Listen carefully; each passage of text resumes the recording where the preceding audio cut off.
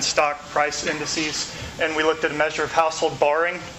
And we knew that we couldn't use traditional regression techniques to evaluate this because over the long term, all this stuff has monotonic trending, so it all moves in the same direction. So it'll tell you that there's more going on than there really is. So we needed to stabilize these things. So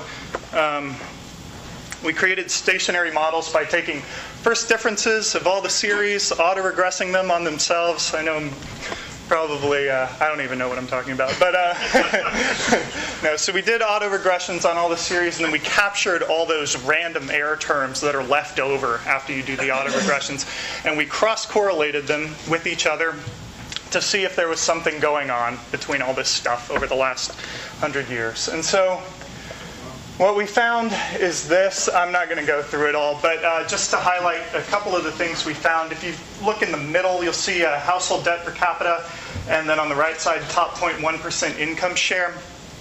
This is showing that basically when we see the income share go up in the top 0.1%, we tend to see household debt go up 2 years later, and then when we see debt go up, we tend to see the top income share go up 1 year later. So there's sort of a positive feedback loop there that kind of comports with our hypothesized relationship, and that's that debt is sort of the medium through which inequality is exacerbated. So there's a few other things going on here.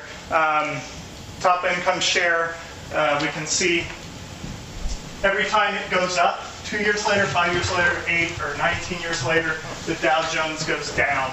That's in a statistically significant way over the last 100 years. In fact, it never goes up in future years.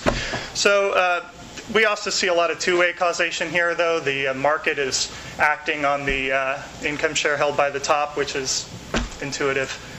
So we're just in the exploratory phase of this research still, and now that we've done this, we have a few other ideas that we want to try out. So I'll turn it back over to Bob. So just basically, we're looking for additional, we're trying to come up with additional measures to determine, again, whether the particular components of the model are present and operating.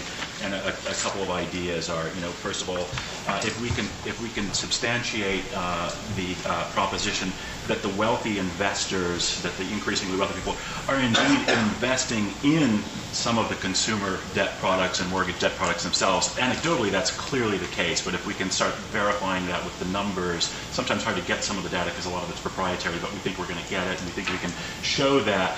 Likewise, if we can do sort of directly link income stagnation with borrowing in some kind of causal way, like basically even like talking to people and say, all right, we notice your income has stagnated. Are you borrowing more in order to keep up? There's a lot of anecdotal evidence that that's true. If we could come up with some good numbers that would sort of help even sort of concretize that piece of the mechanism or that sub-mechanism within the larger mechanism, that would be great.